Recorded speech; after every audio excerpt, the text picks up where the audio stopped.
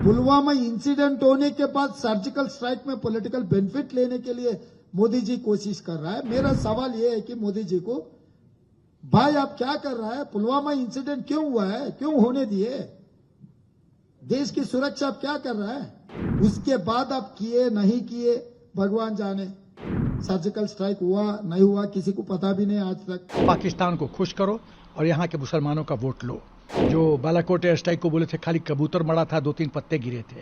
ये लोग राष्ट्र खिलाफ है। ये लोग अपनी फौज की कामयाबी से कब घबराई हुई है। पाकिस्तान बड़ा खुश होता है जब हिंदुस्तान के लीडर्स इस माफी की बातचीत करते हैं। ये कोई पॉलिटिकल खेल नहीं है कि आप फौज को हमेशा ऐसे उछालें। आपको अपने गिरबान में जान के देखना चाहिए, और अगर फौज की आप इज्जत नहीं कर सकते तो मेरे को लगता नहीं है कि आप देश की इज्जत कर सकते हैं। तेलंगाना मुख्यमंत्री और तेलंगाना के कांग्रेस के प्रेसिडेंट मिस्टर रेड्डी ने यह वक्तव्य दिया है कि जो पुलवामा में अटैक हुआ था वो सिक्योरिटी और इंटेलिजेंस फेलियर है। दूसरी बात, उन्होंने कहा कि पता नहीं पुलवामा अटैक उसके बाद जो सर्जिकल स्ट्राइक वगैरह हुआ, कुछ हुआ भी नहीं, कुछ हुआ कि नहीं हुआ कहा नहीं जा सकता। अब पहले इनका मुद्दा समझिए। मुद्दा इनका है कि फेक नैरेटिव, एक झूठ प्रपंच फैलाओ और लोगों को, वोटर्स को गुमराह कर दो। तो दूसरी बात, ये जानते हैं कि काबिलियत में मिस्टर मोदी के सामने खड़े नहीं हो सकते, तो क्या करो? यहाँ के कौन से लोग हैं जो प्रभावित हो सकते हैं? तो पाकिस्तान को खुश करो और यहाँ के मुसलमानों का वोट लो। चाइना के साथ एमओयू साइन करो और चाइना से फंडिंग लो, और चाइना यहाँ के लेफ्टिस्ट को बोलेगा कि कांग्रेस को सपोर्ट करो। ये गेम प्लान है। जो फेयर मीन्स से नहीं लड़ाई जीत सकते, ये अनफेयर मीन्स से लड़ाई जीतने की कोशिश कर रहे हैं। लेकिन अब हिंदुस्तान की जनता जागरूक हो चुकी है, उनको पता है सत्य क्या है और सत्य क्या है। ये वही लोग हैं कांग्रेस वाले जो आर्मी चीफ को सड़क का गुंडा बोले थे, जो सर्जिकल स्ट्राइक को फार्सिकल स्ट्राइक बोले थे, जो बालाकोट एयर स्ट्राइक को बोले थे खाली कबूतर मरा था, 2-3 पत्ते गिरे थे। ये लोग वो लोग हैं। ये लोग राष्ट्र खिलाफ है। ये लोग राष्ट्रद्रोह करते हैं सत्ता के खोज मोह में।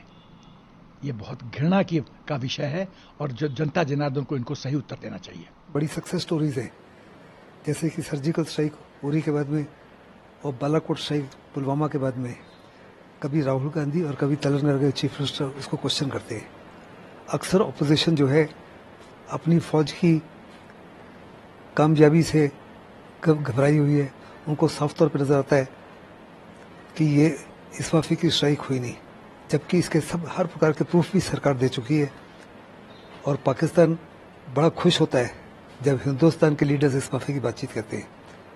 हिंदुस्तान की आवाम साफ तौर पर जानती है कि आज अगर देश सुरक्षित है, देश की एकता और अखंडता कायम है, तो गार्डियन एंजल्स इस देश की हमारी सेनाएं हैं, और उनके ऊपर सवाल करना जो है एक किस्म से अपोजिशन के लिए भारी पड़ेगा।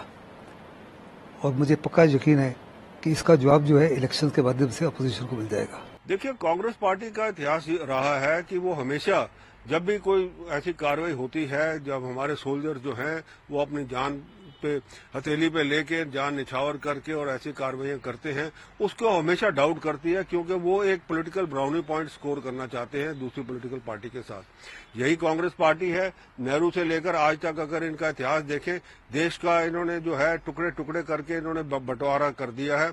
और चीन को पहले तो एक्साई चीन जो है सारा इलाका नेहरू जी ने दान कर दिया। उससे पहले जब ये पाकिस्तान ने 47 के अंदर जो कश्मीर घाटी जबरन लेने की कोशिश की, तो यूनिलैटरल सीज फायर चले गए यूनाइटेड नेशन में बिना फौज के जो सलाह लिए हुए, बिना हमारे जनरल की सलाह लिए हुए। और आज भी तक ये सारी जो पाकिस्तान ऑक्यूपाइड जम्मू कश्मीर जो है वो एक नासूर बन के खड़ा हुआ है।